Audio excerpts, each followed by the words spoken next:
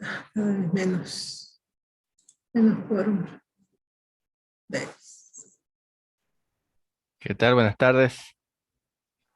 Hola, Denise, buenas tardes. Buenas tardes.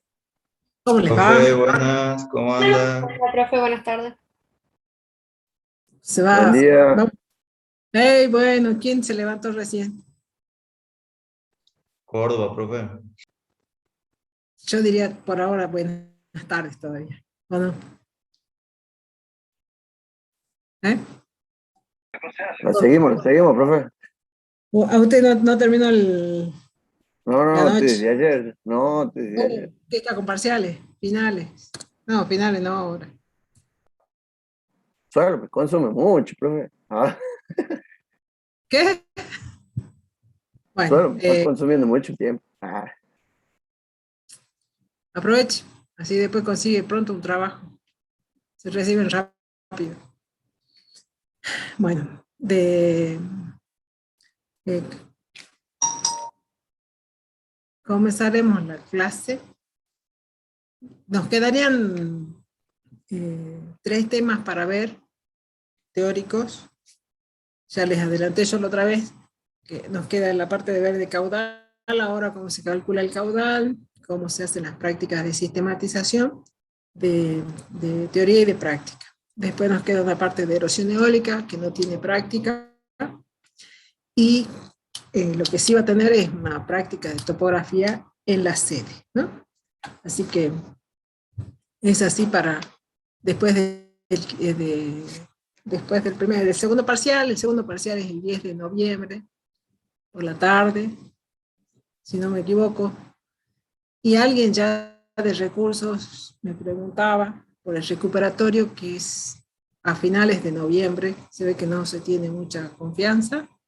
El recuperatorio también es en horario de teoría, ¿no? Yo por ahí dejé el horario del práctico, pero el lunes 22 de noviembre es feriado, así que no puede ser recuperatorio ese día. Está puesto con el horario del teórico de la tarde, pero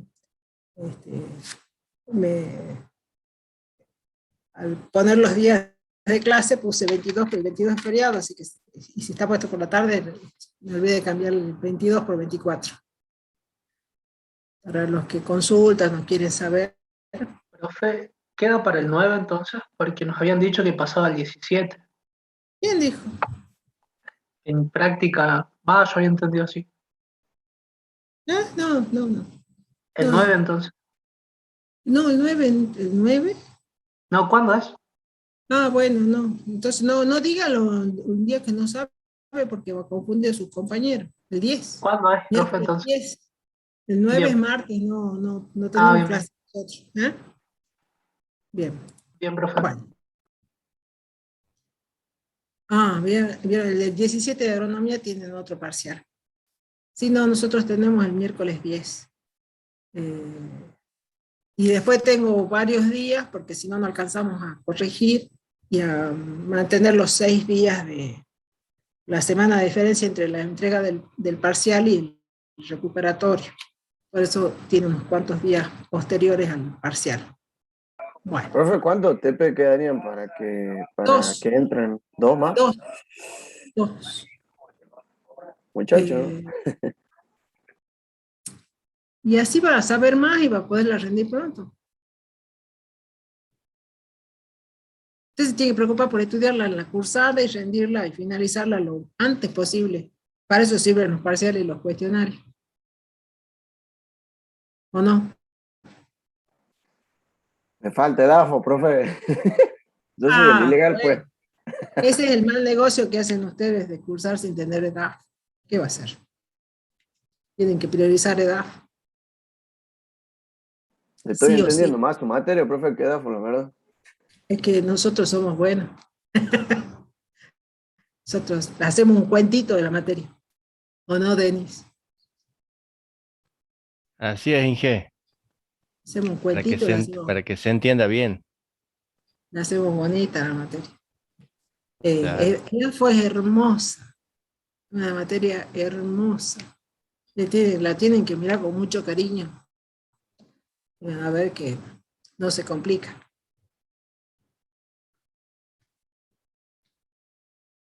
Quedó en silencio, Córdoba. Parece que no es hermoso. No, profe, su materia sí, el problema es por ahí cómo se dicta la forma. A las hartas haciendo una consulta. ¿Qué necesita? Buenas tardes, profe, ¿cómo le va? Bien. Le consulto por mi situación particular porque el último parcialito no se me había habilitado para poder rendir. Yo le había comentado al profesor Denis. Sí, lo que pasa es que yo el penúltimo día, penúltimo práctico, yo no lo puse. Ah, Nadie rindió. Y en el último, la plataforma estaba caída. claro, No se podía, el no viernes se hubo podía clase igual, ¿o no? acceder. ¿Eh? Claro, justamente, y el del viernes no hubo clases de práctica porque yo sí intenté entrar y estaba caído. No, pero clase práctica sí hubo. Lo que no había era plataforma. Claro, Pero, claro. pero práctico sí hubo. Porque es independiente, la clase de Zoom es independiente Claro, y de la en ese plataforma. caso, por ejemplo, hay otra manera de que yo pueda obtener los accesos. Bueno, es igual, en este caso quedan, o sea, es el mismo link que se usa siempre, ¿no? Yo, bueno, en este Toda caso, la clase, sí. claro, entraba desde el aula y bueno, quise entrar ese día y estaba caído, así que me quedé en banda por ese lado. Pero tendría que haberle escrito al profesor que le pase el Sí, link. claro, yo igual Claro. con el profesor me comunico sí vía correo, así que bien, en ese Sí, caso sí, no sé qué todos. opino. Sí hubo algunos compañeros que Pero, me mandaron correo porque no tenían acceso, no tenían el link y se los claro, envió por mail. Sí. claro. Sí, y bueno, y ayer, profe Denis, quise conectarme a la clase de consulta y esperé como 20 minutos por ahí en el Meet y ahí, bueno, después me Sí, salí también. tuve problemas de conexión. Ah, De también. todas maneras, yo les dije en la práctica también, cuando pase esto, que me manden un mail y coordinamos un meet, digamos, Otro no día. interesa el Claro. horario. Sí, Ah, sí, perfecto. sí. Así que eso, y bueno, lo repito ahora, si por ahí pasa esto, o que ustedes no se pueden conectar, por ahí por algún motivo, me mandan un correo y coordinamos una consulta, yo no tengo problema. ¿Sí? Bueno. Lo de hoy es un poquito largo y de muchas cosas, así que comenzamos vamos a comenzar a desarrollar.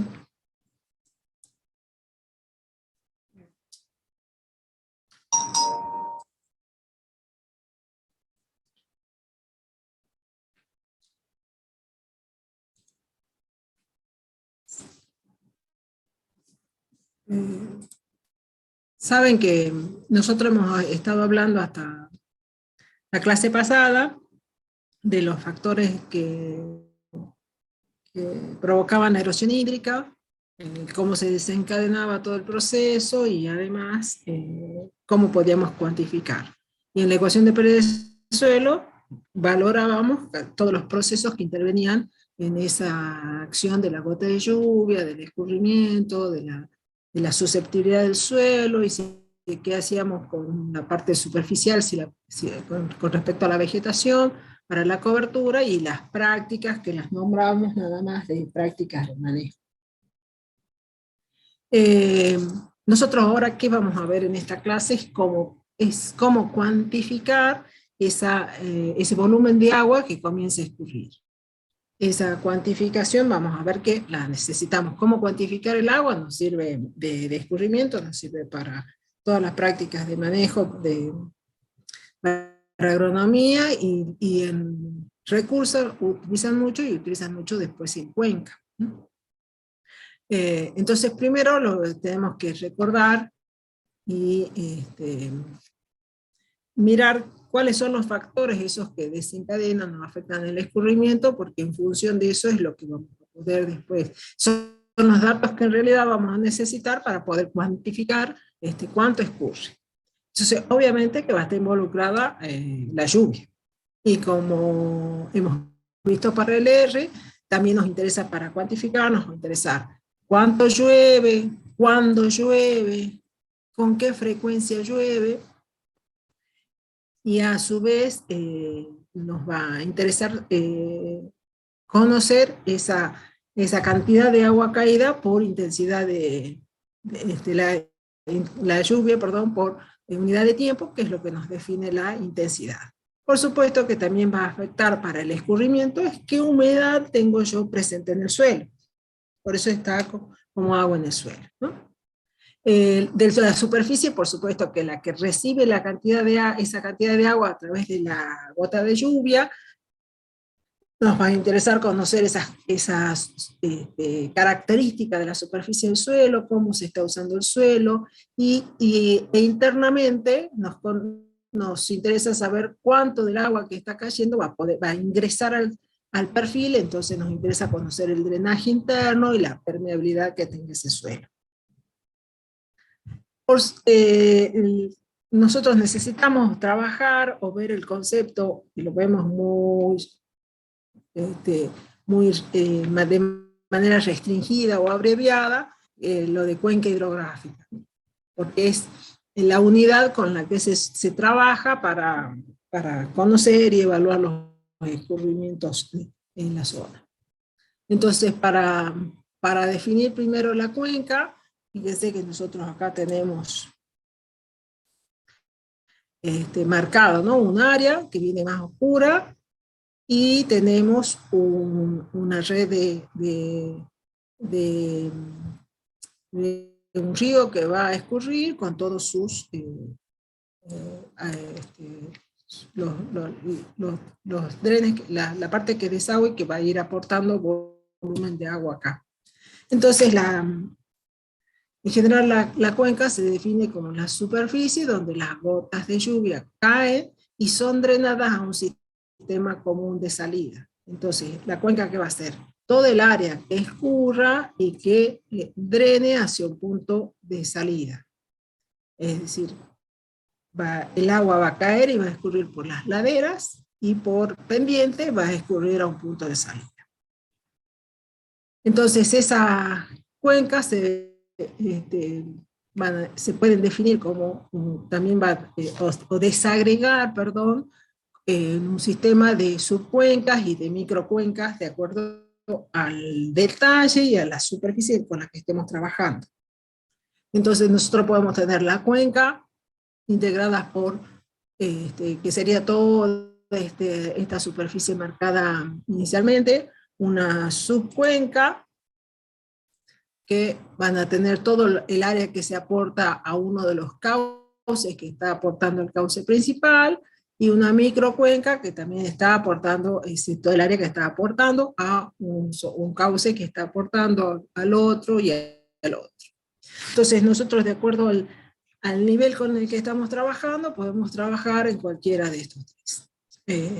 Podemos hablar desde la cuenca del escurrimiento a un área más restringida y la cuenca o la microcuenca que nos está afectando, por ejemplo, el escurrimiento en un predio. Siempre es necesario conocer y definir toda esa red de drenaje, o sea, es todas las áreas esas que van a tener de escurrimiento que van a hacer al aporte a ese cauce principal.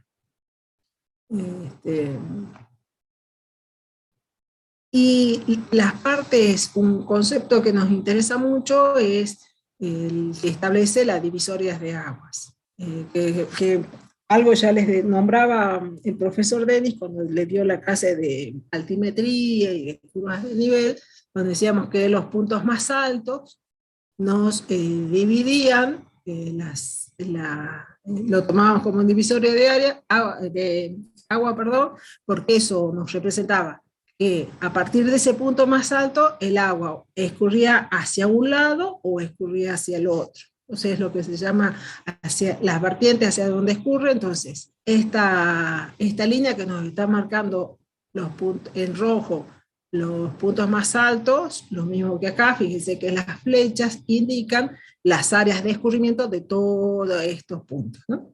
Entonces de acá va a escurrir de la pantalla a la izquierda, y desde este punto va a escurrir hacia la derecha. Entonces esos puntos más altos son lo que identificamos como divisoria de aguas, ¿no? Y cuando hablamos de aguas abajo, es la parte donde escurre, o aguas arriba, en la parte más alta, ¿no? Entonces, de las cuencas, de esa área donde se divide el agua y escurre y aporta un solo punto, nos va a interesar conocer cuál es el tamaño de la cuenca, cuál es la pendiente o esa inclinación, porque a más o menos pendiente vamos a tener distinta velocidad de escurrimiento, cuál es la forma de la cuenca, porque no es lo mismo una cuenca alargada que una cuenca redondeada, porque influye mucho en los tiempos de aporte de la cuenca, y la longitud de la pendiente, si cuán larga es la pendiente que tenga esa cuenca. Entonces, nosotros necesitamos para predecir estos escurrimientos conocer mínimamente esas áreas de escurrimiento. Entonces, ¿qué nos interesa conocer desde el punto de vista de conocer el caudal y diseñar o proyectar o programar obras para prevención y control del escurrimiento? Es conocer los caudales picos, los mayores volúmenes de escurrimientos que ocurren en momentos determinados.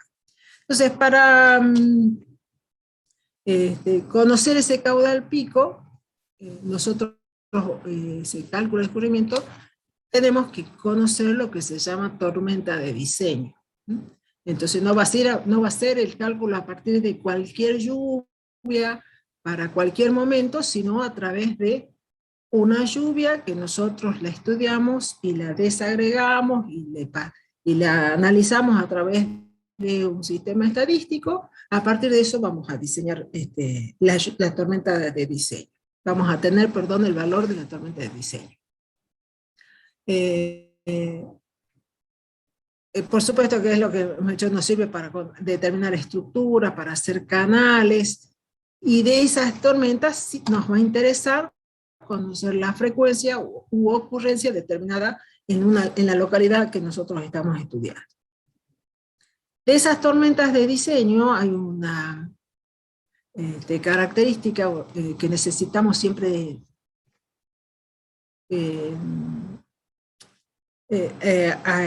determinar nosotros, establecer a partir de cuándo, que es lo que se denomina periodo de retorno o intervalo de recurrencia. ¿Qué va a ser el periodo para una determinada lluvia, ese periodo de retorno, intervalo de recurrencia? Es la probabilidad de que ocurra un evento o se supere. Entonces, si estamos hablando de una tormenta de diseño, nosotros vamos a querer diseñar algo bajo determinadas condiciones de precipitación y que estadísticamente, digamos, que esa tormenta o ese diseño, esa intensidad se puede volver a repetir o superar dentro de un margen de años. Nosotros esos márgenes con los que trabajamos en general están entre 5 y 10 años. Entonces eso es lo que el periodo de retorno va a ser eso, ¿no? Ese periodo que tarda en superar o repetir un evento, y que es utilizado no solo para nosotros como para las obras que podemos llegar a hacer, sino es un concepto que se utiliza en cualquier diseño hidráulico, ¿no? Entonces, si todo va a depender de la dimensión que tenga esa obra, el periodo de retorno va a ser mayor o menor. Se imagina que cuando se diseña un dique, los periodos de retorno y las series de años que se tienen que analizar son una serie importante de años, porque son obras que afectan a la vida humana. Entonces, mientras mayor sea el periodo, mayor sea la serie, la cantidad de años de retorno que se espera van a ser mayores. Nosotros, a los fines de lo que hacemos, utilizamos menores tiempos de retorno, y además, si utilizamos tiempos de retorno mayores, podemos llegar a sobredimensionar obras que no requieren para los usos, para los diseños que nosotros, el alcance que tenemos de los títulos. Entonces, ¿cómo se calcula ese tiempo de recurrencia o el intervalo de retorno? Es a través de conocer los registros de lluvia. Esta es una forma sencilla, ¿no? Después hay otros modelos estadísticos que son un poco más complicados, pero a los fines de ilustrar cómo se hacen y lo que van a hacer después en el práctico, es esto, ¿no? El periodo de retorno va a ser igual, como tienen acá, a n más 1 sobre m. entendiendo que N va a ser el número de años de registro, entonces nosotros para poder establecer un periodo de retorno, ya saben que no lo podemos hacer con un solo evento, ¿no? Entonces con una sola lluvia, un día en un determinado año no nos sirve. Tenemos que entonces conocer lluvias de los registros de por lo menos, acuérdense, 20 años o un poquito más por esa variabilidad que nosotros tenemos. Entonces, primero ya nos está pidiendo el número de registros, después el número de orden, que ahora vemos cómo se trabaja, y la inversa de esto nos brinda la probabilidad de ocurrencia. Entonces, ¿cómo se trabaja y qué es lo que ustedes van a hacer en el práctico? En este caso, para solamente lluvias máximas, tenemos el periodo de registro de la precipitación. Para cada año, fíjense desde la serie desde 1921 a 1960, tenemos las precipitaciones caídas en esta serie de años. Entonces, a partir de esto, nosotros vamos a establecer ese periodo de retorno, o ese tiempo de retorno. ¿Qué es lo que se hace primero? Es ordenar estas precipitaciones. Nosotros las tenemos así, ocurridas en cada año, entonces de acuerdo después a esa cantidad de lluvia que ha ido cayendo, se la ordena, y el orden ese que le demos va a ser ese valor, perdón, acá está, ¿no? Se ordena la serie de mayor a menor, o sea que yo el mayor valor que tengo acá, ¿cuál es? ¿Cuál es el que ustedes ven? El 111. 111, ¿no es cierto? Ese va a ser, va a tener el número de orden 1, y el número de orden 40 va a ser el valor más chiquito. Entonces ordeno de menor a mayor, y con eso voy estableciendo 1, 2, 3, hasta el último número. Ese va a ser el número de orden. Y M va a ser la magnitud, y después voy a tener ordenada entonces el número y su magnitud. Y con eso voy reemplazando en la fórmula, y voy obteniendo el periodo de retorno y la probabilidad. Profe, y acá también tengo en cuenta un periodo de 30 años, ¿pasa ese número? Es que vos vas y ahí ya tenés 40, ¿no? Del 21 al 60. Claro. Sí. Sí, por lo menos 25 o 30 años, pero porque acuérdense que nosotros tenemos mucha variabilidad, entonces mientras más abarquemos, mejor es el dato, ¿no? que nosotros vamos a obtener. Porque si estamos trabajando con un periodo de 10 años y nos agarran un periodo para el noroeste del Niño, nosotros tenemos menos precipitaciones, ¿no? Entonces, se asocian con menos precipitaciones en ese momento. Entonces, si agarramos esos periodos, a lo mejor estamos tomando una serie con menos cantidad de años. En cambio, si abarcamos niños y niñas, todos estos fenómenos en un periodo de tiempo, podemos abarcar mejor, tener mejor valor del dato.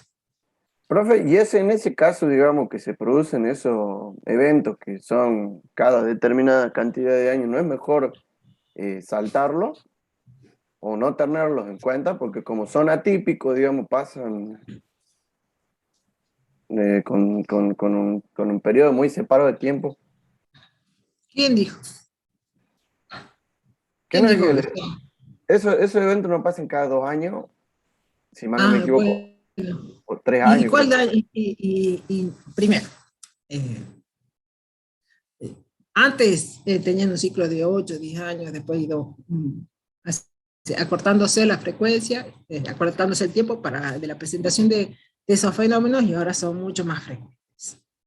¿Con qué dato te vas a quedar entonces? Tenés una serie de 20 años, se presentó 3 o 4 veces en niños. Y con los datos más actuales, sería. Pero ¿cuáles son los más actuales? Y había uno que pasó este año, que no, hay uno... y otro hace 2 años. Claro. Entonces eliminás el de este año y el de hace 2 años. Y el de hace 3 años. ¿Y con cuál te vas a quedar? Con el de 4, ahora atrás. ¿Y cómo vas a hacer la lluvia de diseño? Vos vas a programar una obra y no la vas a tomar en cuenta los datos de eso. ¿Cómo vas a hacer? No, tenemos que tomarlo todo, Córdoba. Ah, bien, perfecto. Acuérdate, pues justamente por esa variabilidad, tenemos un año una lluvia, otro año otra lluvia, entonces tenemos que tratar de abarcar los periodos y conocer muy bien el sistema, ¿no? Por supuesto que eso no son tanto los trabajos que va a hacer el ingeniero o de recursos o agrónomo, salvo que se dedique a estudiar las lluvias, sino se trata de conseguir desde los organismos que tengan esas precipitaciones, ¿no? Igual por ahí terminamos haciendo nosotros, pero... Entonces, de acuerdo a lo que yo le decía, de acuerdo a la obra, van a ser entonces, acá en este cuadrito, por ejemplo, que es de TOW, que es Hidrología Aplicada, es un libro muy lindo, y lo encuentran por ahí en PDF en internet. Es una mujer, ¿no? Es Bente Chow. El cuadrito de ese libro está para distintos tamaños de presa, o de diques, para nosotros, el volumen que tiene, la altura del muro, el periodo de retorno. Y obras como alcantarillas o de drenaje, fíjense que son en donde nosotros estamos, entre 5 y 10 años, de drenaje acá 50 años, medio difícil, porque si no, sería, si fuera un drenaje, sería toda una cuestión sistematizada y grande, porque no creo que encontremos tantos datos nosotros para 50 años, pero bueno.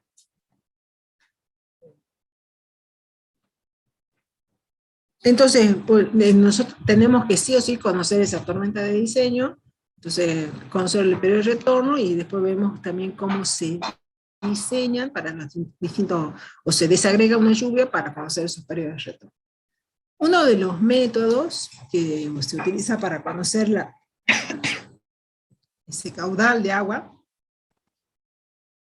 es lo que se conoce como método racional o método de Ramsey, que es muy usado.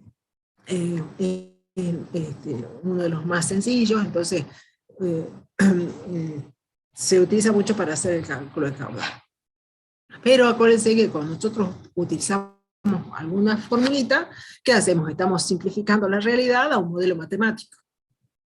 Entonces, cuando hacemos esa simplificación de la realidad y la llevamos a un modelo matemático, hacemos algunos supuestos. Para este caso, el método de Ramsey, lo racional, dice que el supuesto es que llueve en toda la cuenca la misma intensidad. O sea, que si la intensidad es 20 milímetros por hora, esa intensidad es igual en toda la superficie de la cuenca. Y después que, que llueve la misma intensidad durante todo el tiempo de concentración. ¿Cómo se define ese tiempo de concentración de la cuenca? Es el momento en que toda la cuenca hace aporte a ese caudal, que se define así, ¿no? Como el tiempo que demora una gota de lluvia que cayó en el punto más lejano de la cuenca y llegar a la salida. Perdón que voy a retroceder el dibujito para ver este tiempo de concentración. Sería como está definido, es que la gota que cayó en el punto más lejano, el tiempo que tarda en aportar el caudal acá. O dicho de otra manera, el momento en que toda la superficie de la cuenca ya ha hecho su aporte, comienza a hacer su aporte al punto de salida. Entonces, ese tiempo de concentración, hay muchas fórmulas para calcularlo. En lo que tienen es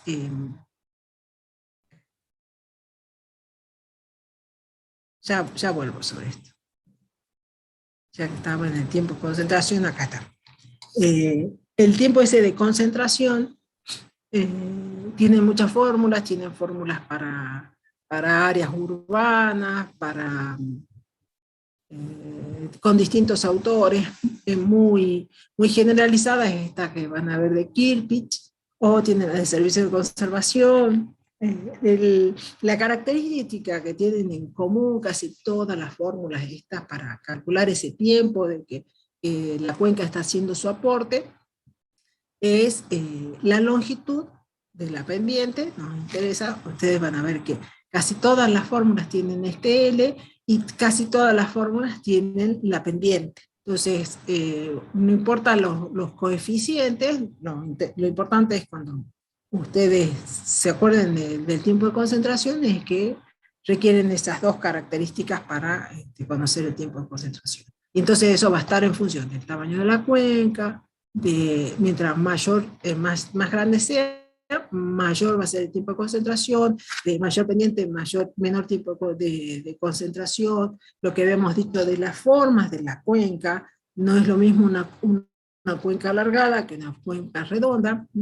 Si yo tengo una cuenca alargada, voy a tener una mayor longitud, entonces los tiempos en que toda la cuenca esté aportando en este punto van a ser mayores, mientras que en esta los recorridos que tiene que hacer el agua son más equidistantes, entonces los tiempos de recorrido, la longitud es menor, entonces los tiempos de recorrido van a ser menores. Y la curva de variación del caudal por unidad de tiempo en las cuencas redondas presenta este tipo de curva, mientras que en alargadas pueden llegar a presentar este tipo de curvas. Lo que nosotros podemos hacer es desagregar también por cada uno de los tramos, por cada una de las formas que pueda ir tomando la cuenca, y conocer entonces el tiempo de concentración total que puede tener hasta el punto de salida.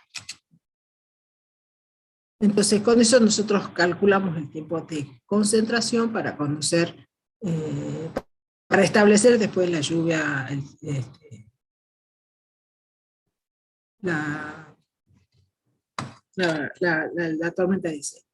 ¿Qué tiene en cuenta esta fórmula de Ramsey? Por un lado, conoce la intensidad de la precipitación, que es eso, ¿no? ¿Se acuerdan que el supuesto decía que llueve la misma intensidad en toda la cuenca, y que la intensidad es que llueve durante todo el tiempo de concentración? Entonces, antes de calcular, de conocer o determinar la intensidad, tenemos que conocer el tiempo ese de concentración.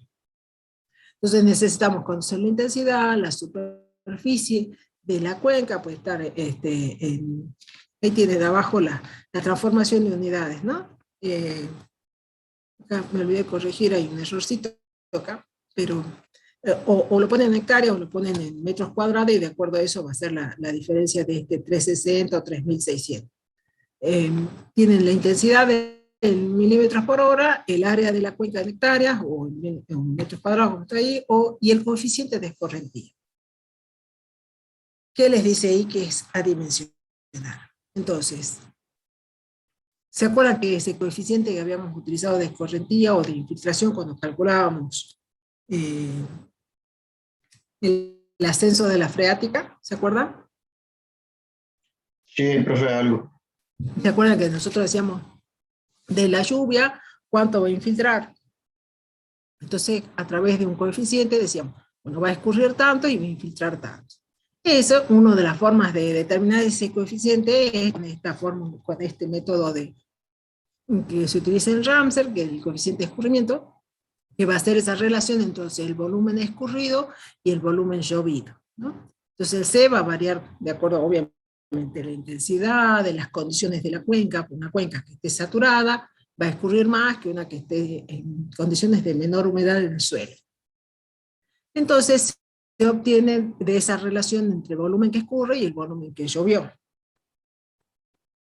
Una forma de cuantificar ese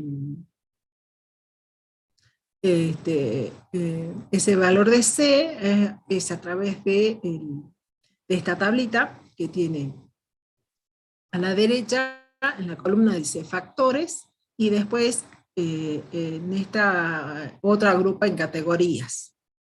Entonces de los factores toma intensidad de la lluvia, relieve, retención de la superficie, infiltración, cubierta, y al final dice sumatoria.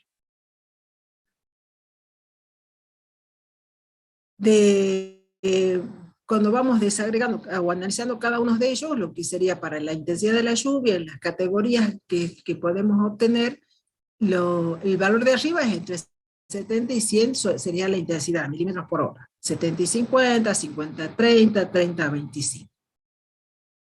el valor que tomaría para seleccionar, para calcular el valor de C, es el que está en negrita, que va a depender entonces de la intensidad de la lluvia.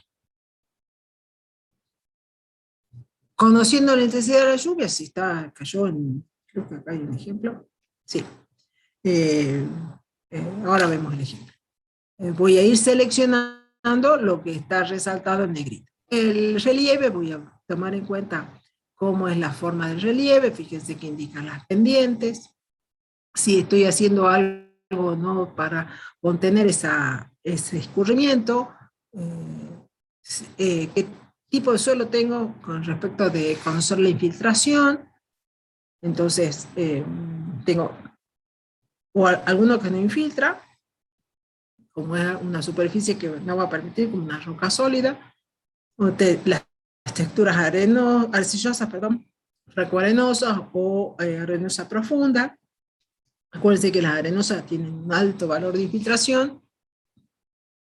La cobertura del suelo, ¿qué tipo tengo? En este caso señala desde el suelo desnudo hasta un suelo del 90% cubierto.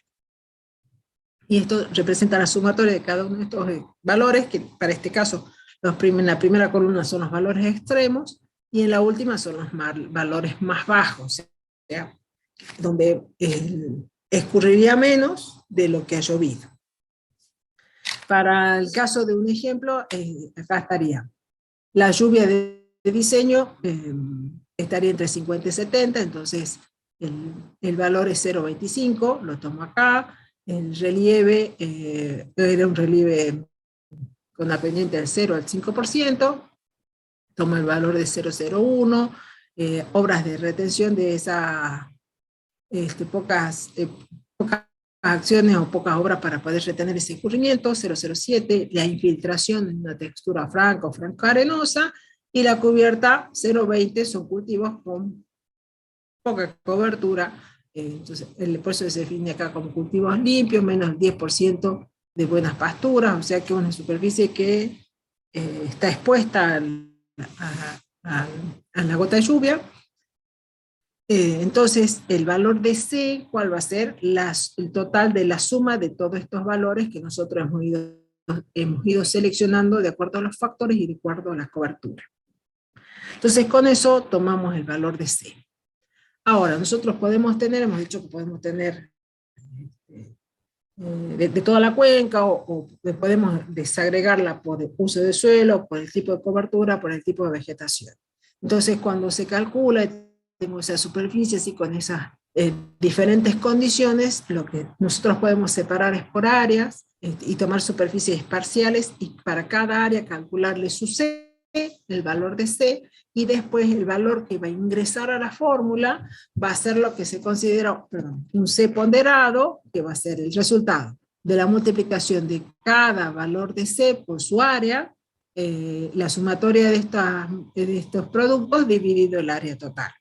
Entonces, con eso vamos a tratar de distribuir ese valor de C o compensar con distintos usos de suelo, distintas condiciones. Necesitamos, para calcular la precipitación, ya hemos dicho calcular el tiempo de concentración, y habíamos dicho que la tormenta de diseño, el tiempo de la intensidad es para un determinado tiempo de concentración y para un determinado periodo de retorno.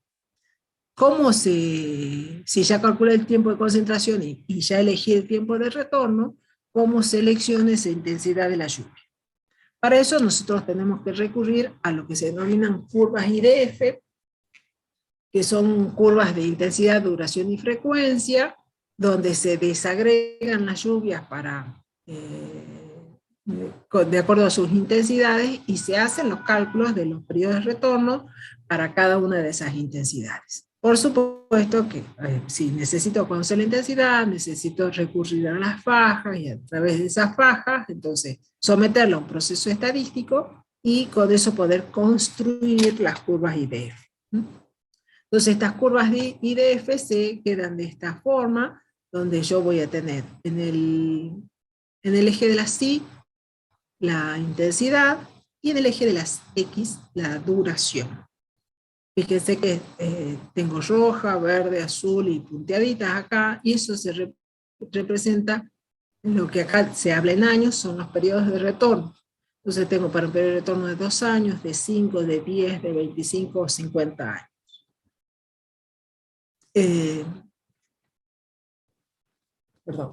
Entonces, ¿cómo voy a calcular esa intensidad que necesito que entre en la fórmula de caudal? Conozco el área, conozco el C y necesito conocer la intensidad. Esa intensidad, entonces, calculé el tiempo de concentración y si el tiempo de concentración me hubiera dado un valor de 50 o de 45 como tiempo de concentración, entonces, perdón la mala línea que voy a hacer, entonces me voy a un periodo de retorno de 10 años, ubico la curva para el periodo de retorno ese de 10 años, y con ese valor entonces busco en el valor en el eje de la psi, y con eso voy a determinar la intensidad de la tormenta de diseño. ¿Qué tuve que hacer primero?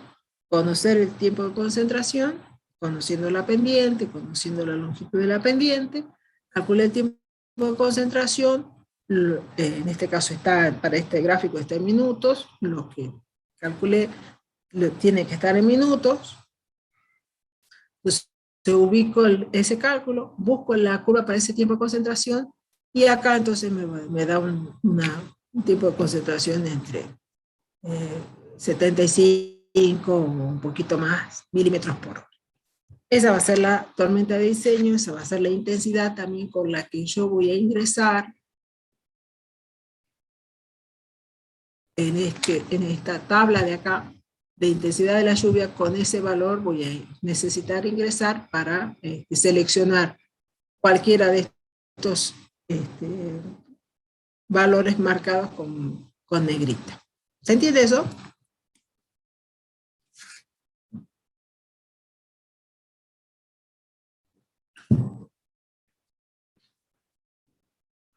Lo tomo como un sí. Sí, profe, sí se entiende. Bueno, gracias.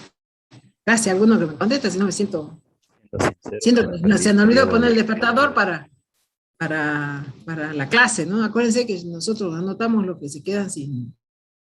Cuando ya terminamos la clase hay gente que se queda y se queda, ¿no? Este modelo, el racional, hemos dicho, es un método sencillo, el más sencillo, por supuesto, como es más sencillo, que requiere menor cantidad de datos, es muy usado. El otro método que nosotros vamos a ver es el del servicio de conservación de suelo. En el manual tienen un tercer método, que es el método de Cook, que es a través de unas tablas y también calcular, mirando la forma de la cuenca y calculando el tiempo de retorno, ¿no? Ese no lo vamos a ver ahora, si no se nos hace muy larga la clase, pero ese es otro método que tienen también que se puede sacar con los tres y mirar si los valores están muy dispares o más cercanos. La otra forma que nosotros tenemos para calcular ese caudal es a través del servicio de conservación del suelo, que es el método popular conocido como la curva número o el número de la curva, de acuerdo a cómo lo traduzcan, que tiene varios pasos. El primer paso es determinar el escurrimiento, y después, a través de esa determinación del escurrimiento, recién calcular el caudal. Para determinar el escurrimiento, que utiliza es esta formulita, ¿no? Donde dice que el escurrimiento va a ser igual a la precipitación menos 2 por S, que es la sustracción al cuadrado, dividido la precipitación más 8 por S, que es y siempre y cuando la precipitación sea mayor a 0,2. A este valor de 0,2, si no nos daría 0 acá. ¿Qué se entiende por SS o sustracción potencial? Es la lámina de agua que es retenida en el campo para una determinada precipitación. Entonces, acá comienzan los cálculos. Acá solamente veo la fórmula de cómo calcular el escurrimiento. Entonces, ¿qué dato necesito? Primero la precipitación, ¿no es cierto? Y después necesito calcular este valor de S. Este valor de S se calcula entonces mediante estas fórmulas que dependen de las unidades que se expresen, toma estos valores para centímetros o estos valores para pulgadas, ¿no? 2240 dividido la curva número, menos 25,4 o 1000 sobre la curva número menos 10, si estoy trabajando en pulgadas. Entonces tengo que ahora venir acá a seleccionar este valor de la curva, ¿no? Para determinar este valor que dice de sustracción, que es la lámina retenida en el campo, ¿no? Para una determinada precipitación. Esa curva va a estar en función de el tipo de suelo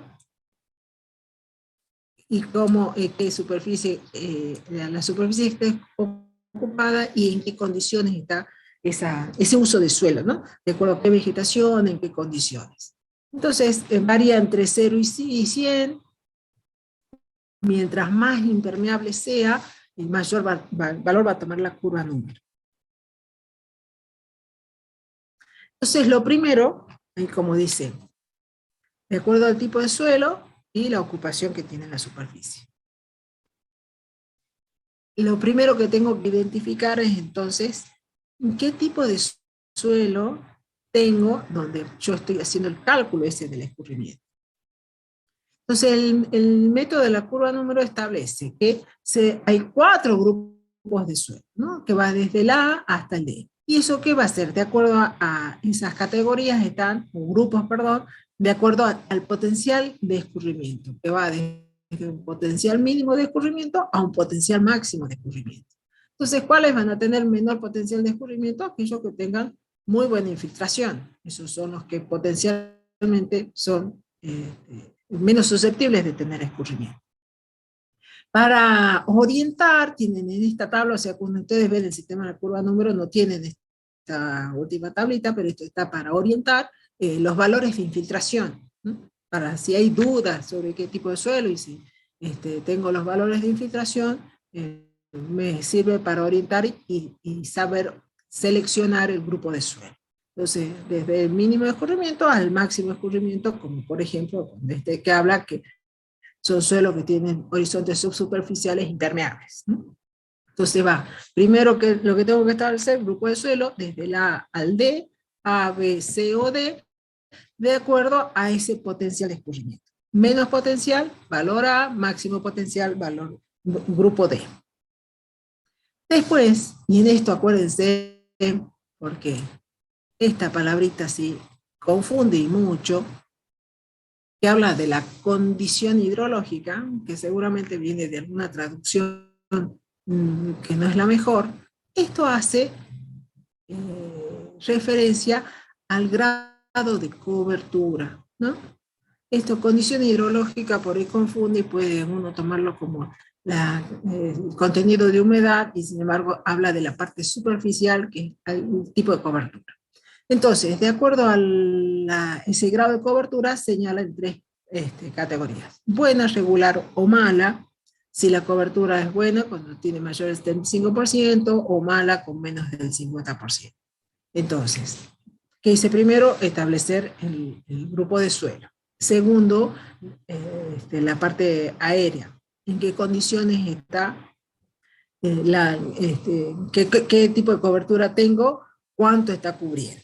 Y después, si necesito saber que este método calcula para humedad antecedente o condición de humedad del suelo, establece 3 tipos de curva. Humedad antecedente de grado 1, 2, 3. La 1 es cuando las cuencas se encuentran, los suelos están en una condición seca, los suelos no tienen agua. La 2 una condición media, y la 3 cuando está saturado. Entonces tengo grupo de suelo, cómo está la cobertura vegetal, si es buena, mala o regular, y qué tipo de humedad tengo en el suelo.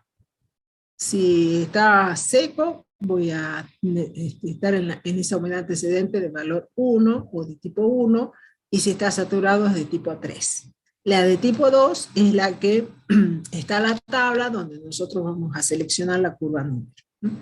Entonces, el valor de la curva se selecciona con esta tabla, ¿sí? El valor de la curva y que está calculada para esta humedad antecedente de valor 2, ¿no? Una condición promedio.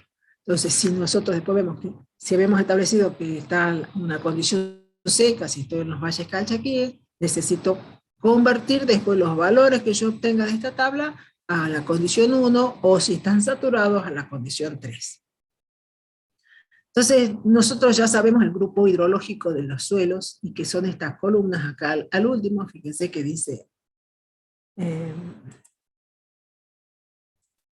¿sí? Grupo hidrológico de los suelos, A, B, C o D, acuérdense que esto era mayor o menor potencial de escurrimiento, la cobertura, y acá en la cobertura distingue el uso del suelo, y si tiene o no alguna práctica de conservación del suelo, y la condición hidrológica en esta columna, buena, mala o regular.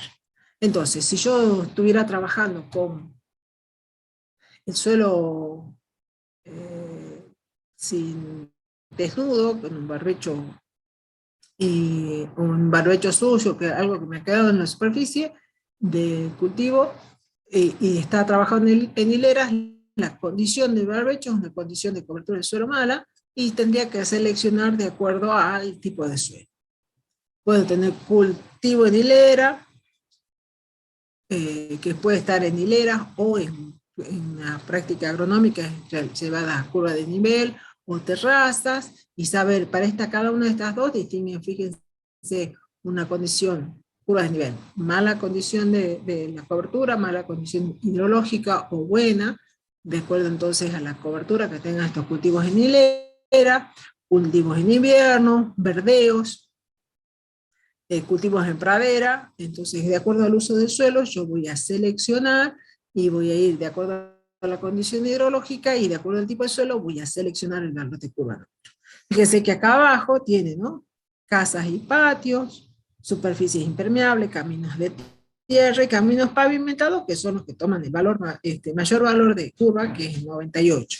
O sea que ahí la lámina retenida en el suelo es muy, muy bajita, es más bien escurre todo, y es lo que nos puede pasar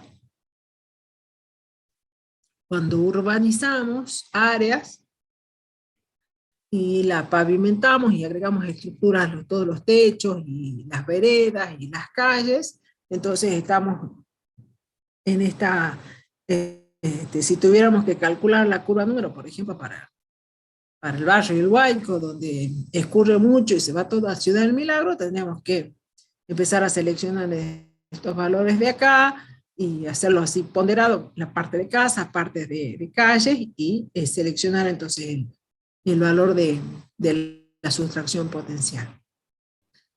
Habíamos dicho que esto toma para el valor 2, y si bien esto está en el manual, este cuadrito así, donde más bien acá está puesto para que no lo utilicen, ¿no? Fíjense que está la condición antecedente 2, la condición 1 y la condición 3. Yo puedo pasar, conociendo entonces la humedad antecedente 2, puedo pasar conociendo los valores, pasar de una a otra. Y después está calculado ese valor de sustracción potencial así estimado, que en realidad está corrido acá, tendría que ser este valor de acá, ¿no? Este valor S. No lo usen a ese estimado de valor S, porque da rangos muy grandes y se ajusta poco después a los cálculos que hacen. Lo puedo hacer con una tabla, o lo puedo hacer mediante fórmula, que esas las tienen en el manual, para pasar de la condición 2, que la saco de la tabla y la tengo que pasar a una condición 3 porque los suelos están saturados, o una condición 1 porque los suelos están secos, ¿no? La cuenca está seca o la cuenca está saturada. Entonces, con eso yo reemplacé y he sacado, perdón que retrocedo, me voy a poner la fórmula. Con eso busco la curva número, reemplazo acá en el valor de sustracción, en el valor de S, y entonces con el valor de S y conociendo la precipitación de diseño, puedo conocer el escurrimiento. El escurrimiento va a ser en unidades de milímetros o centímetros pero es como la medida del valor de lluvia, ¿no? Fíjense que si tengo la precipitación en milímetros, tengo que trabajar el S en milímetros, o pasar la precipitación en centímetros si yo estoy trabajando con el centímetro.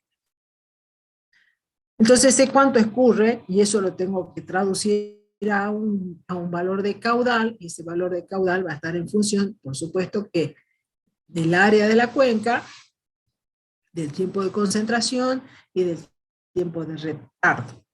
Entonces con eso se calcula este caudal pico. Entonces este 2,1 tiene que ver con conversión de unidades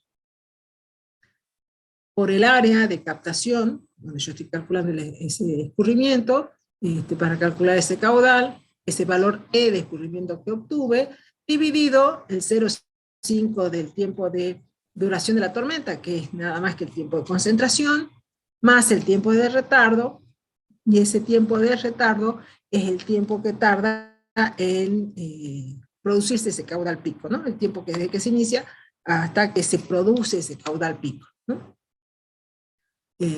Y acá ese tiempo de retardo lo puedo calcular. También tiene en cuenta la longitud de la pendiente, la subtracción y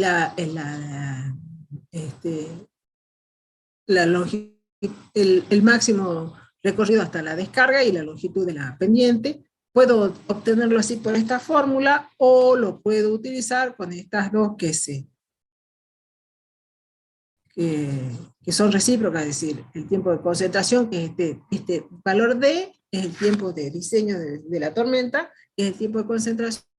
Entonces yo tengo que es 1,67 del tiempo de retardo, o calcular el tiempo de retardo a partir del tiempo de concentración, si yo lo calculé, el 0,6 del tiempo de concentración. Reemplazo acá, y con eso puedo obtener el caudal pico para una determinada obra que quiero diseñar. Entonces, vimos dos.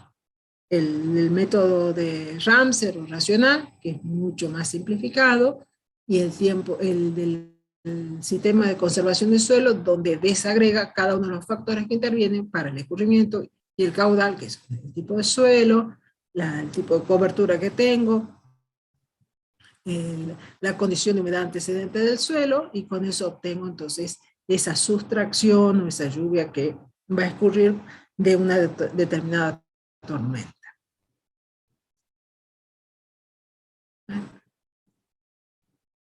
Ahí estarían las dos formulitas, el escurrimiento y el caudal pico, para calcular para la creciente. ¿Se entendió acá? Algo por lo menos. Igual van a hacer un práctico, ¿no? De práctico se entiende mejor.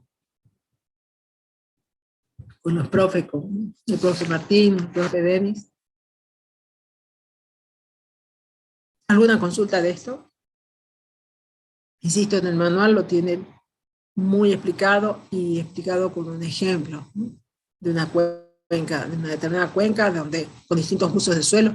Si yo tengo distintos usos de suelo, distinta cobertura, también tengo que hacer una cuestión ponderada, ¿no? Tengo que calcular el S para cada una de las áreas, y después tomar en cuenta para recién poder calcular estos escurrimientos o estos caudales. Que a cada área le dan un valor, digamos, o un peso determinado. Profe. Sí.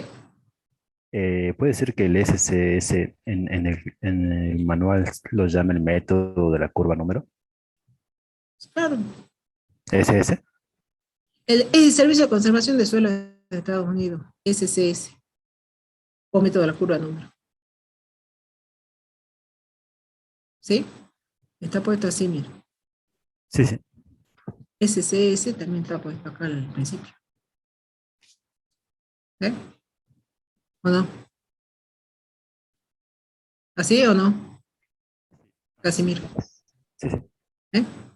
¿Sí? Bien.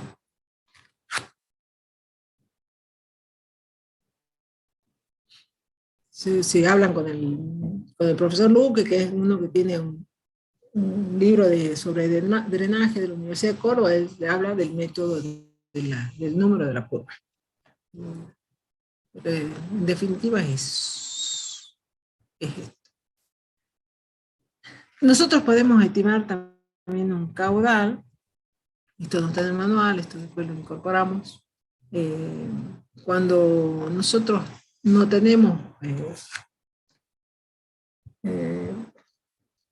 demasiados datos, y si a campo nos ha dejado alguna marca, una lluvia importante, entonces en las crecidas esas suelen dejar algún marcas en los caminos, los árboles, o la gente conoce hasta dónde puede haber llegado el agua, y si tenemos cómo calcular una sección, entonces también podemos estimar un caudal que pase por ahí, o si nosotros estamos controlando una carga, por ejemplo, podemos estimar o hacer un cálculo del volumen que pasa de agua o caudal que pasa por una carga. Y es lo que se conoce como el método de las huellas máximas, entonces que es, son esas que se utilizan, esas marcas que ha dejado un máximo nivel de agua que ha ocurrido en alguna crecida. Entonces, ese método de cálculo de estimación por huellas máximas está en función de esa ecuación que dice que el caudal es igual al área por la velocidad, básica que la estudian en física. Entonces, ¿qué es lo que hace? Necesitamos en el campo, primero conocer la sección, o sea, el agua dejó una marca, y entonces vamos a determinar, necesitamos conocer, conocer el área y estimar la velocidad de flujo. Entonces primero necesitamos, puede ser, ¿se acuerdan cuando veíamos perfil transversal? Que nos servía para conocer ese perfil, y conociendo entonces el perfil podemos calcular esa área por donde ha dejado el agua esa marca. Como nos representa una figura irregular, esa figura, si tomamos en cuenta, la podemos desagregar en figuras geométricas, y con eso calcular el área de esa sección. Entonces, de acuerdo a la forma que tome la sección, o en forma de V o en esta forma aplanada, la podemos desagregar en trapecios o desagregar en triángulos para poder calcular. Entonces tienen, para calcular las áreas tienen una formulita, y necesitamos conocer entonces esa velocidad de escurrimiento, que es utilizando Manning, que acuérdense que acuérdense, o algunos que ya han cursado hidrología o están cursando con nosotros, seguro que lo han usado y mucho, donde el cálculo de la velocidad utiliza la fórmula de Manning, que está en función de el radio hidráulico, la pendiente y un coeficiente de rugosidad. Entonces, primero tengo que encontrar ese radio hidráulico. Ese radio hidráulico va a estar en función del área sobre el perímetro mojado. Y voy a calcular la velocidad de acuerdo a la pendiente y ese radio hidráulico. Voy a poder calcular esa velocidad que escurre que escurre el agua por esa sección. Por supuesto que teniendo en cuenta el valor de rugosidad. Y el perímetro mojado, ¿qué es lo que se hace? Se mide. O sea, yo tengo el área por donde escurrió, el perímetro mojado, que no es nada más que eso, medir el perímetro por donde que está marcado. En este caso dice A y B son las huellas máximas que están marcadas en el lugar. Tomo las medidas, como tienen acá, están desagregadas, fíjense, por altura y por largo, desagregado en figuras, en estas H1, H2, H3, todo esto se simula como un trapecio, como el trapecio tiene base mayor, base menor, y los extremos se pueden simular o asemejar a un triángulo. Entonces, en función de eso, tienen acá las formulitas, y lo que vale cada uno, el ancho y la altura, puedo reemplazar y puedo calcular con eso toda el área hidráulica. con el perímetro y el área calculo el radio hidráulico y tengo que establecer la pendiente y con eso, seleccionando el valor de coeficiente de rugosidad de Manning de la tablita, reemplazo y puedo calcular entonces esto. Calculo la velocidad y con la velocidad por el área me da el caudal que puede llegar a pasar por ese lugar, ¿no? Acá en el coeficiente de Manning, fíjense que tienen, ¿no?, las distintas categorías, cunetas y canales, corrientes naturales, y la primera no la veo yo porque me está tapando el zoom, pero tienen los valores de N para reemplazar en la fórmula y con eso poder calcular o estimar el caudal. ¿Se entendió hasta ahí? ¿Sí? Y si no tienen un practiquito también para hacer esto. Córdoba, ahí va a aprender todo, ¿no?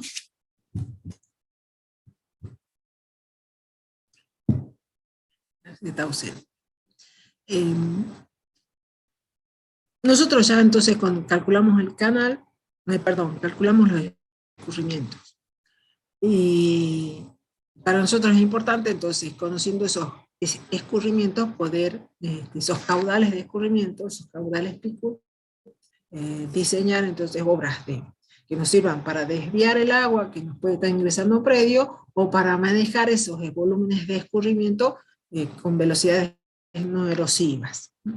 Nosotros podemos manejar esos escurrimientos, que es lo que van a ver después en la otra clase, que son con construcciones que se hacen como terrazas, por ejemplo, para manejar los escurrimientos y llevarlo a velocidades no erosivas y evitar que se lleve sedimento, se produzca todo ese trastorno que se produce por erosión hídrica. Pero tenemos que diseñar entonces qué tamaño van a tener esos canales en función de esos caudales que van a escurrir por el lugar. Para poder entonces diseñar esos canales, sobre todo de desagüe, que vamos a manejar ese volumen de escurrimiento llevándolo de manera no erosiva hacia otro lugar, necesitamos por un lado conocer ese caudal para poder el retorno de 10 años.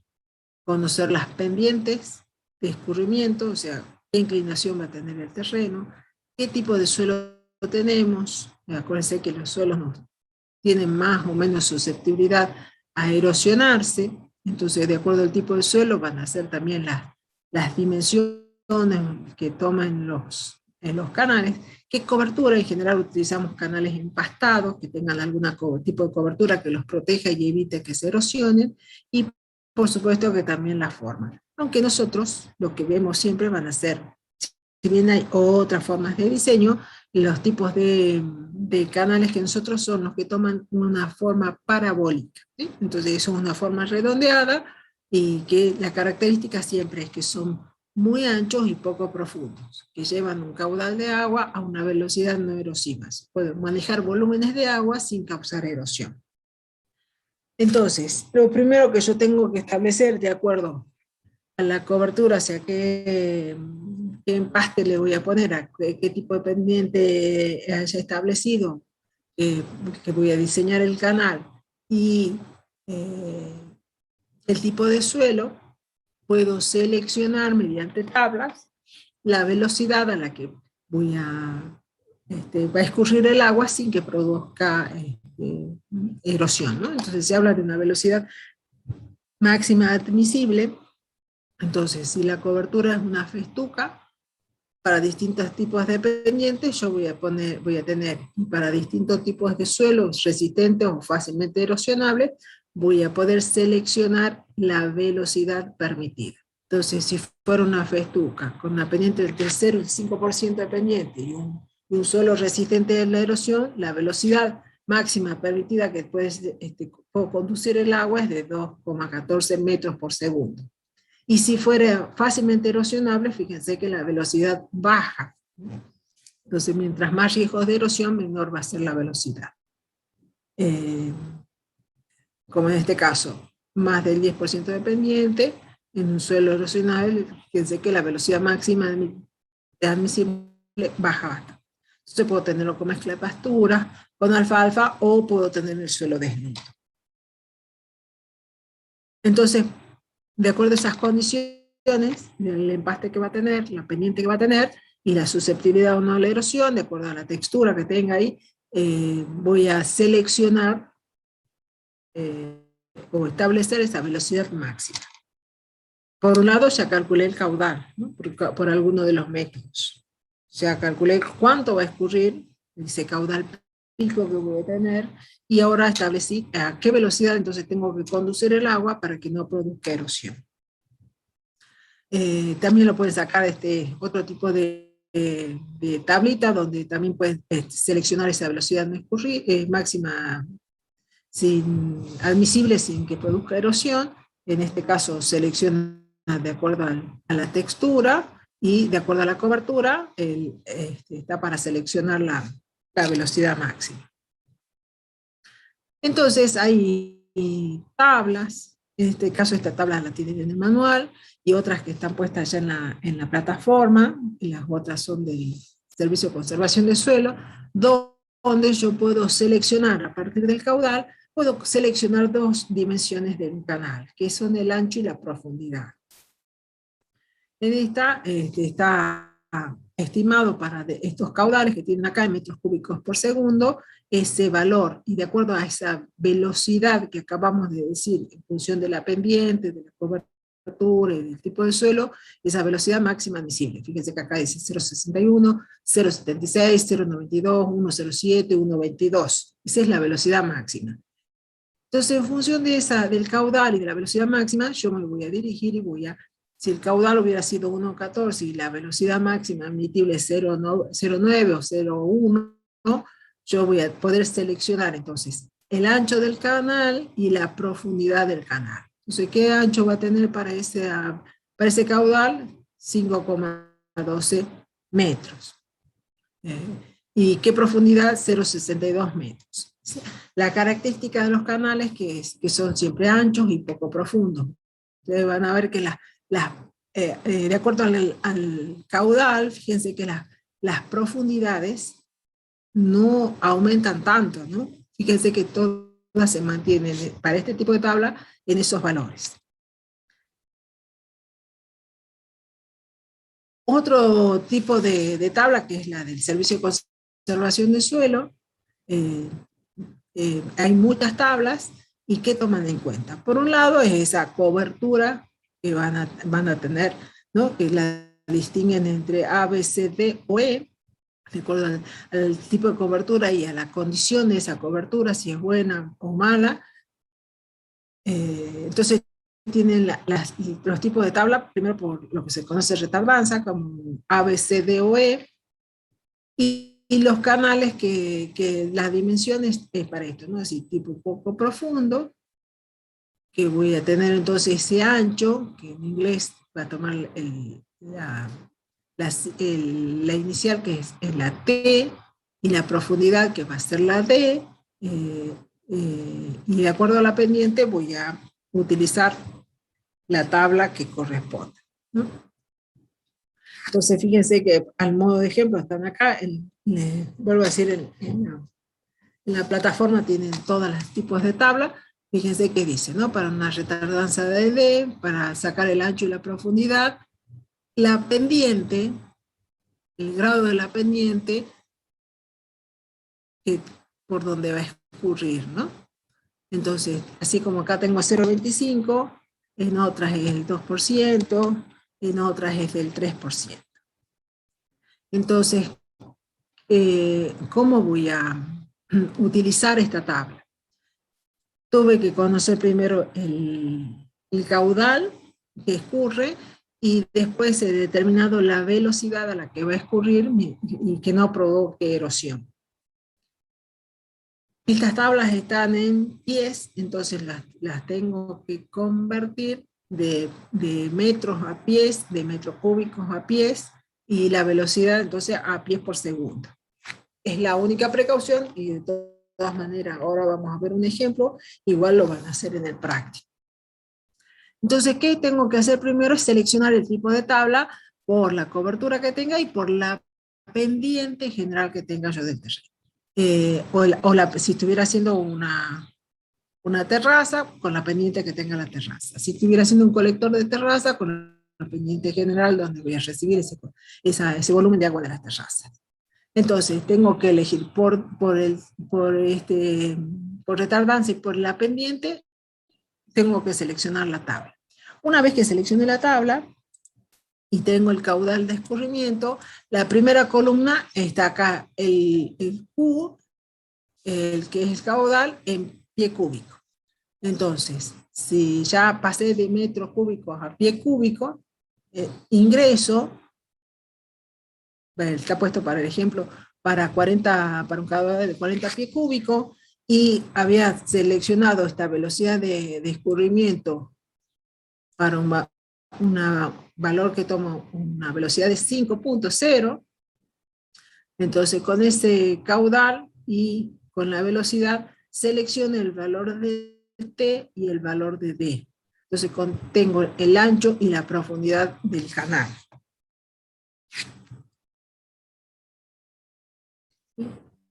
Entonces, si yo tuviera que hacer eso en número, ese es. Si yo sé que el caudal pico es de 1,13 metros cúbicos por segundo, la pendiente es el 3% y la velocidad es 1,5%, tengo que convertir. Yo sé que un pie es 0,305 metros y un pie cúbico va a ser esto elevado al cubo, 0,028 metros cúbicos.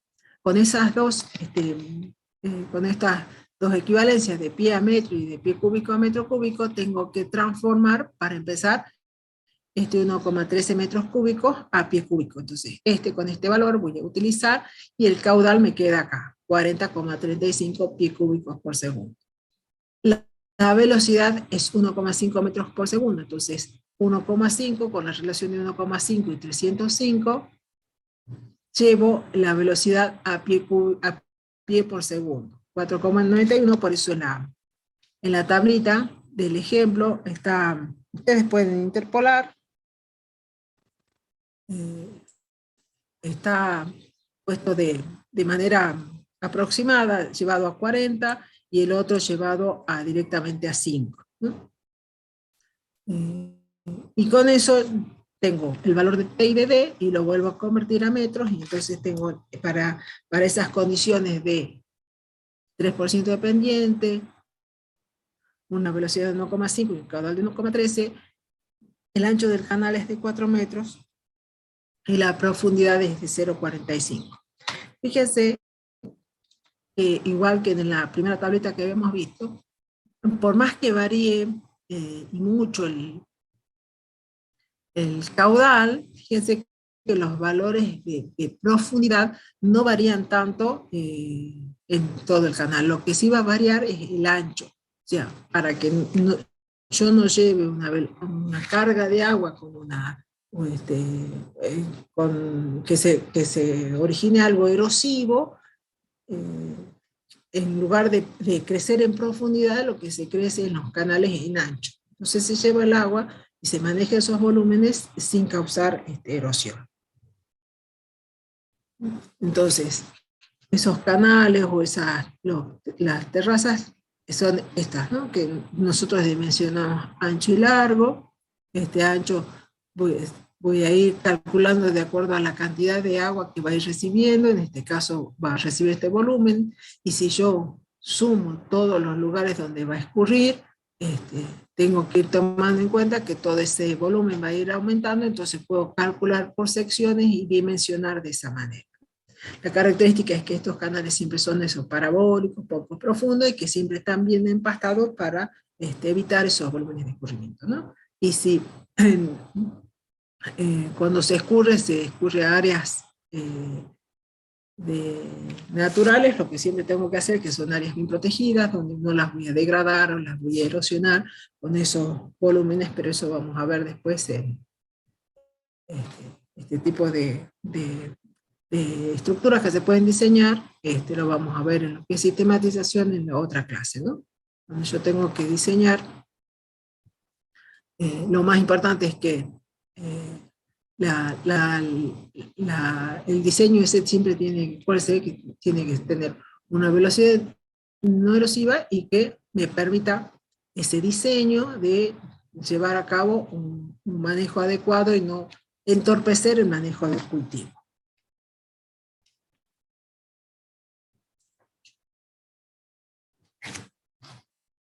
Así sobre la orilla. Ahora, perdonen que ahora veo el chat, no lo había visto. Ah, Franco. Bueno, gracias Franco por escribir. Pensé que te había olvidado poner el despertador. No, profe, pasa que estaba intentando hablar, no sé qué apreté y se me retildó la computadora, se me bugueó el programa. No te preocupes que yo esta mañana no pude dar clase porque me quedé sin internet acá, en mi casa, que suelo tener siempre bien. Por eso no me traslado para dar clase en la universidad. Cuando comenzó la clase, profe, a mí se me cerró el Zoom también, no sé qué pasó. Bueno, pero ya nos queda poco, ya el año que viene, si seguimos así, vamos a vernos todas las caras en clase, que no.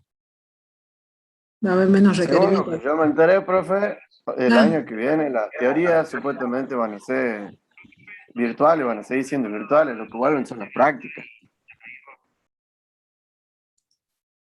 Sí, yo creo que es lo más adecuado, porque no tenemos espacio. Pero lo que no significa que no podamos hacer un teórico práctico.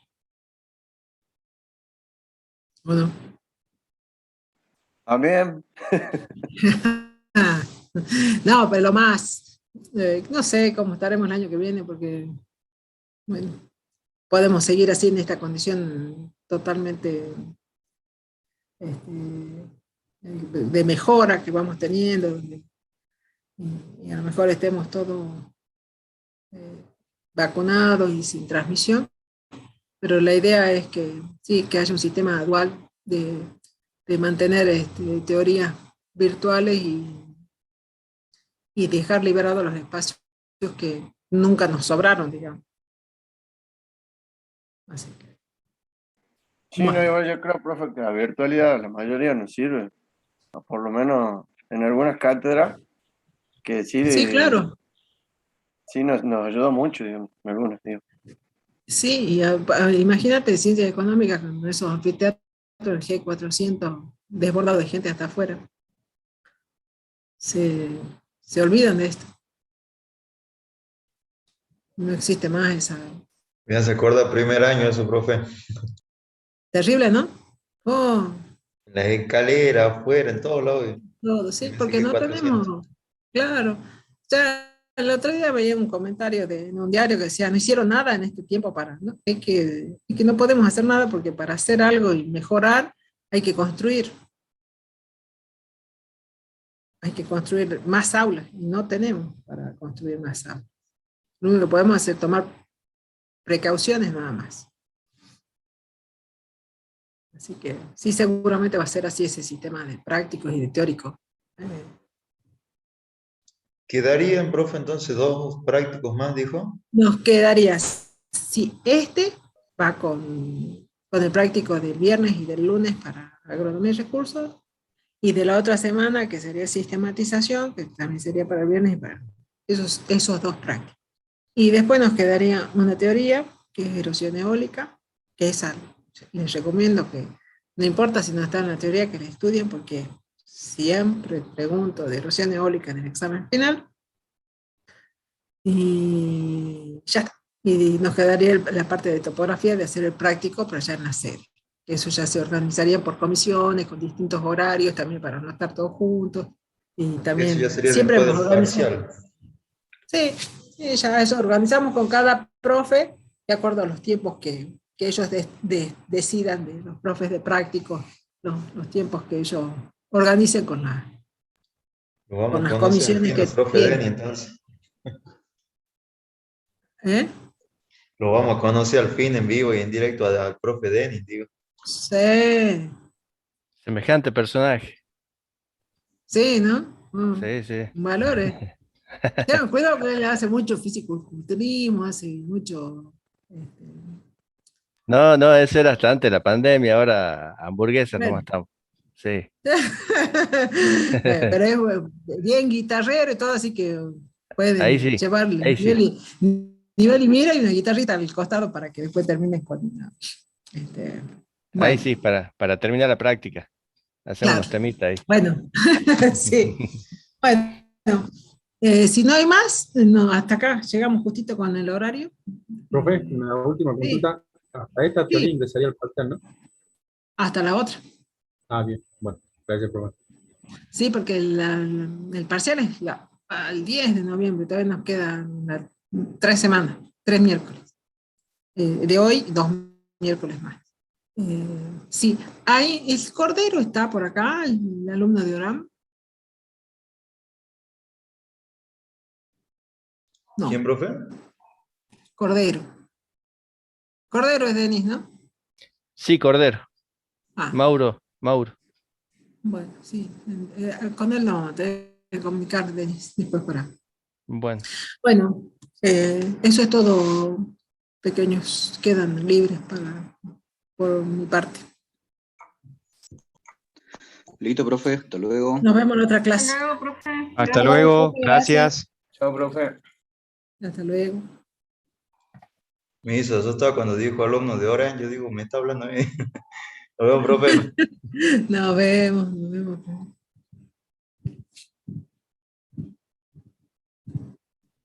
bueno, hasta luego, Inge. Cualquier cosita Chao, Denis. Nos nos estamos hablando. comunicamos. Listo, Sí. hasta luego.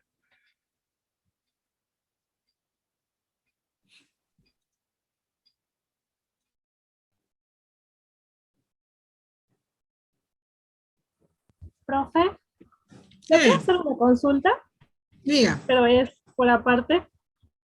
Por Sí. ejemplo, si yo quiero construir delimitar un terreno con un cercado perimetral, ¿puedo hacer una compactación del suelo? Mínima por lo...